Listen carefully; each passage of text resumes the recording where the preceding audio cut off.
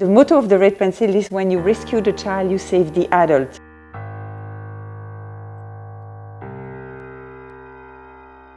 The first time we went in a natural disaster, and that was with the Singapore Red Cross, right after Typhoon Haiyan. Within 24 hours they are actually on the ground.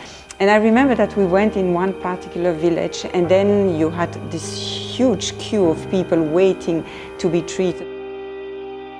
I had actually some art material and a piece of paper with me, so I took everything out. And the minute I took the paper and the crayons, the kids were flooding from everywhere. And from one minute to the other, it was really a state of course, shock and sadness to a moment of joy and release for the kids. And I was so amazed how art can, in a minute, bring joy and bring relaxation, and the kids were coming spontaneously. They could go back with their drawing and it would stay in the memory of the children as something they could ground themselves in and remember a very joyful moment in something which was difficult. It's like switching on a lamp. They start beaming all of a sudden. Yeah, absolutely. And just behaving like kids again.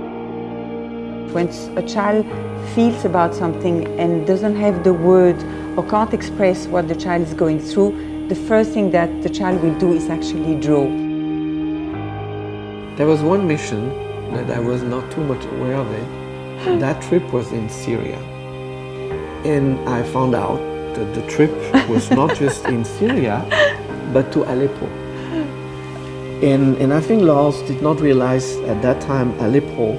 I went on Google, show her a picture of the map with Aleppo and the bombing of the coalition. And I said, do you realize where to go? And she said, no, you know, it's UNICEF, all's going to be taken care. She was supposed to land in Jordan and then go on an 8 hours drive to reach Aleppo. I said, you will never reach that. And if you disappear, what happens to the foundation? But she said, it's my calling, I have to do it. So I had to call the kids and the children to go into an open discussion to seek my children and our children's feelings about Mom going there. And we took a vote. And the vote was by a large majority against. Now there's a company in Geneva, which is a sort of private black ops. They go into the field, including war zone, and they take you out by any means. So I was about to sign the contract before finally the family council decided that Laurence would not go to Aleppo. So that trip didn't happen. And the compromise was, because Laurence was not happy about it, so the compromise was, if you go on the periphery, in refugee camps, this is much safer. And that's what she has been doing since.